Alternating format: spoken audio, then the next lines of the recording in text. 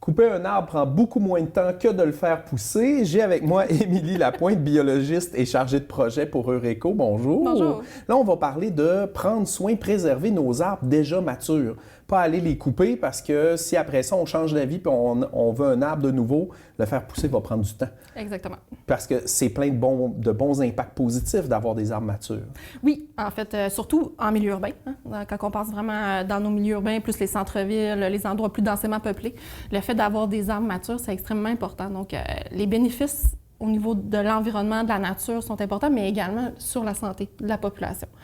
Puis, on peut penser, entre autres, par exemple, au fait que les arbres améliorent la qualité de l'air. Donc, on le sait, les arbres vont émettre de l'oxygène dans l'air, vont purifier un petit peu notre air, mais également, ils vont capter aussi, ça on entend moins parler, mais ils vont capter toutes les particules fines aussi qui sont en suspension dans l'air. Ils en captent beaucoup au niveau du feuillage. Oui, exactement.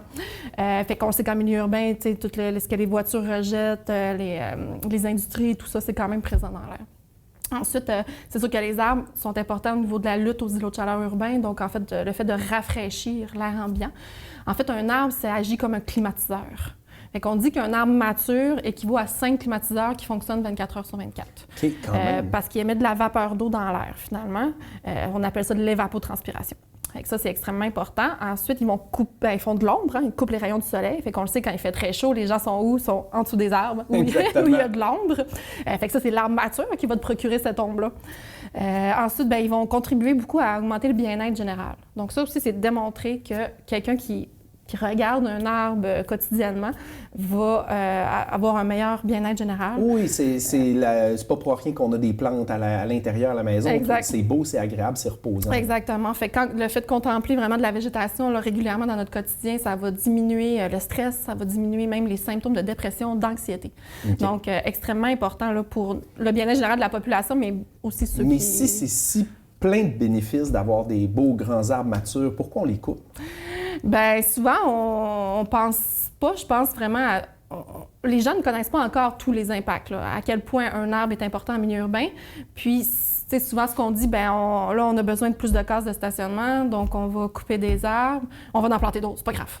C'est toujours ça qu'on entend. C'est pas grave, on en plante d'autres. On va même en planter 2 fois plus. Oui, mais je veux dire, ces arbres-là, ça va quand même prendre 30, 50 ans avant qu'ils fassent un réel impact au niveau justement de la santé des gens. C'est le même impact que l'arbre d'origine. Puis là, on est dans un moment critique. T'sais, je veux dire, les changements climatiques, c'est pas dans 30 ans que ça va se passer. On est déjà dedans. On est 2 pieds dedans, on le remarque de plus en plus. Donc là, il commence à y avoir des gens, justement, qui lèvent le ton, qui réagissent, qui brassent le drapeau quand on coupe des arbres. On a eu quelques phénomènes, quelques occasions dernièrement. On a eu quelques occasions là, qui s'est déroulées justement à Saguenay, là, où justement, on coupait des arbres matures pour créer plus de stationnement. Puis on est rendu à une époque où, justement, le verdissement et la mobilité durable sont les 2 principales actions qu'on doit faire pour diminuer les impacts sur la santé des gens, des changements climatiques. Donc, de dire qu'on va couper des arbres matures pour créer du stationnement, pour avoir plus de voitures, bien, ça va à l'encontre complètement des deux, de où est-ce qu'on est rendu. Puis, si on veut vraiment que nos arbres continuent à faire des bénéfices importants pour la population, bien, il faut arrêter d'avoir cette mentalité-là de dire on coupe les arbres matures. Donc, il faut repenser notre aménagement urbain. Se dire on les replantera plus tard, bien, t'as beau les replanter plus tard, puis t'as beau en replanter le double, tu viens de perdre un 30-40 ans d'utilité à ton arbre. Exactement. Fait que là, il faut repenser notre aménagement urbain pour que les arbres matures soient conservés à tout prix, tout simplement. T'sais. Fait qu'il y a moyen d'aller chercher de l'espace ailleurs, il y a moyen de faire plus d'avoir une meilleure mobilité durable aussi sur notre territoire, faire en sorte que les gens prennent plus le transport en commun ou leur vélo, la marche et tout. Puis même ça va ensemble aussi, parce que si on veut que les gens marchent plus, prennent plus leur vélo, bien, il faut faire des endroits sécuritaires, mais aussi avec la végétation.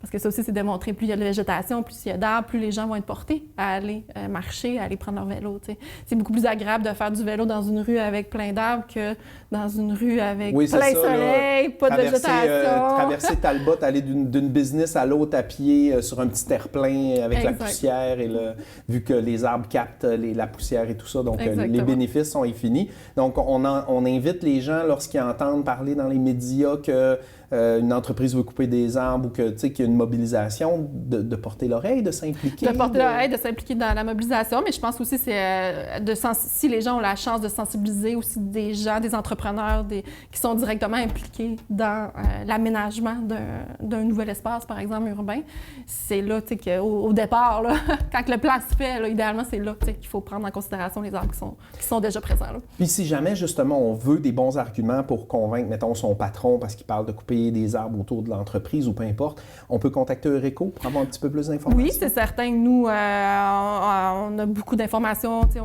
on les connaît bien, les bénéfices, les avantages, fait qu'on est capable d'en discuter là, avec les gens les plus récalcitrants.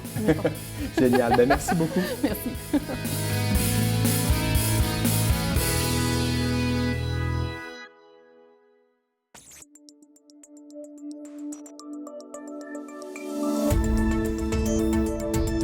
Nous TV. Ensemble pour notre communauté.